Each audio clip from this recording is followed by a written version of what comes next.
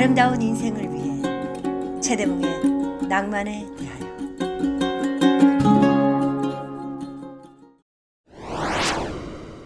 이 영상은 어제 오후 개를 데리고 내뚝을 걷다가 찍은 것입니다. 이렇게 흔들리는 갈대와 함께 가을이 그 끝을 향해 저물어 갑니다. 바람에 하늘거리던 희고 붉은 코스모스들도 벌써 자취를 감추었고, 길 위에 떨어져 뒹구는 노란 은행잎들이 이리저리 바람에 휩쓸리며 이렇게 또 올해의 가을도 깊어져 갑니다. 여름에 무성했던 푸르름은 벌써 자취도 없이 이 산하를 떠나버렸고, 상처가 있는 이들의 머리맡에서 밤새도록 울어대던 귀뚜라미도 한 해의 어둠 속으로 사라졌습니다. 이 쓸쓸하도록 아름다운 햇빛과 가슴 뛰게 서늘한 공기는 그리 오래 우리 곁에 머물러 있지 않을 것입니다.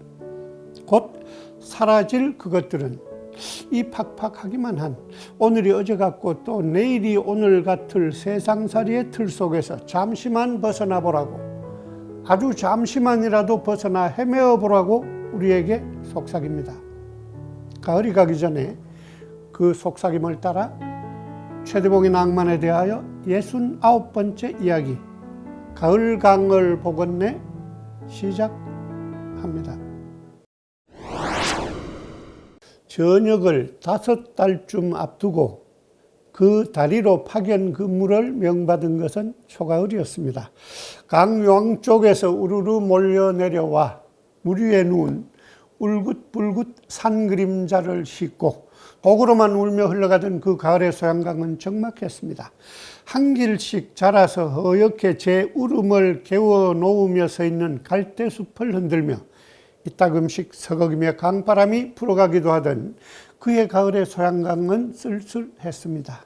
젊은 군인이었던 나도 그 적막함과 쓸쓸함에 어쩌지 못할 일부였습니다.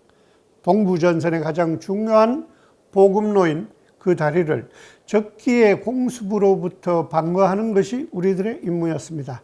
다리 양쪽에 방공포 초소에서 밤낮으로 3시간씩 경계 근무를 하고 난 나머지 시간들은 요령껏 빈둥거리는 것이 우리들 방공포병의 하루였습니다.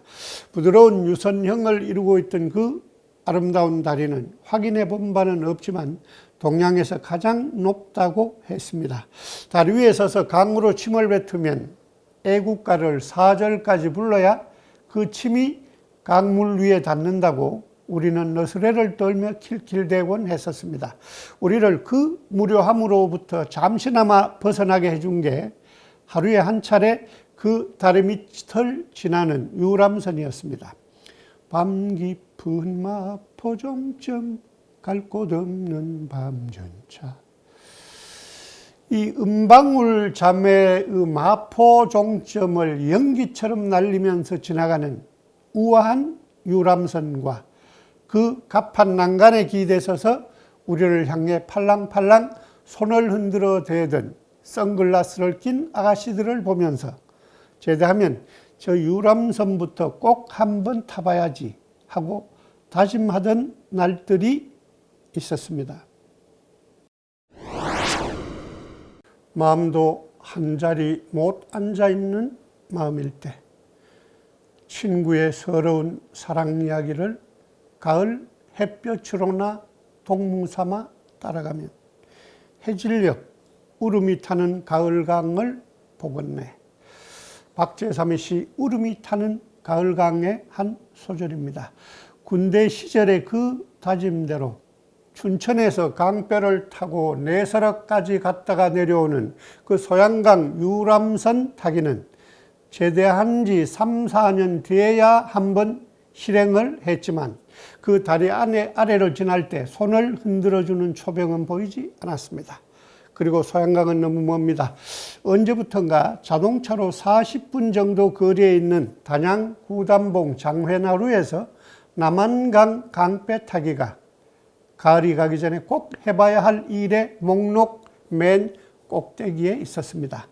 깡통 맥주 2개 들고 유람선의 이물 난간에 기대어 붉은 산그림자가 잠겨있는 잔잔한 가을강 물빛과 허옇게 제우름을 개원해 놓으며 쓸쓸히 바람에 흔들리고 있는 강기슭의 갈대숲을 바라보는 일이야말로 가을 풍경의 진수가 아닐까 생각해 봅니다.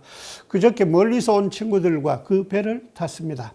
함께 간 친구는 너무 늦은 가을이라 울긋불긋 단풍들이 벌써 사라져 버렸음에 붕괴했지만 강물에 비친 삭막한 가을 산그림자도 괜찮았습니다. 단양 팔경에 들어가는 구담봉과 옥순봉 등 강 양쪽의 기암 괴석들이 하롱베이가 따로 없습니다. 이 물은 북쪽으로 흘러가 양수리 두물머리에서 북한강을 만나 청평을 거쳐 한강으로 흐릅니다. 저기 오른쪽에 작은 무덤 하나 보이죠? 태계 이황을 사랑했던 기생 두향의 무덤입니다. 단양 군수로 부임한 48살의 태계를 시, 서, 금에 두루 능했던 18의 광기 두향이 연모했습니다. 꿈같던 사랑도 잠시였고 퇴계는 풍기군수로 떠나고 그 둘은 다시 만나지 못했지만 서로에 대한 연정은 멈추지 않았습니다. 어찌어찌 기적에서 몸을 뺀 두향이 저 남한강 골짜기에 움막을 짓고 홀로 살았습니다. 20년 뒤 퇴계의 부음을 들은 두향은 나흘을 걸어 안동으로 와 먼 발치에서 상가를 향해 절하고 돌아와 저 남한강 물에 몸을 던졌습니다. 이 강물은 가을 산 그림자뿐만 아니라 두향의 애끓는 연모의 한도 씻고 흐릅니다. 어떤 시인은 가을을 램프의 계절이라고 노래했습니다.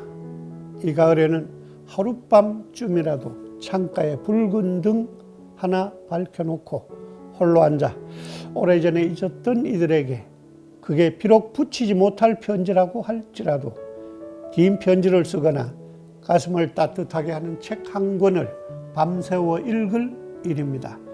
봄이나 여름은 깊어져 간다라고 말하지 않습니다. 가을에만 쓰는 말입니다. 가을을 가장 잘 보내는 방법은 가을처럼 깊어져 가는 일일 것입니다. 가을처럼 깊어져 가는 일은 그저 바라보는 일일지도 모릅니다.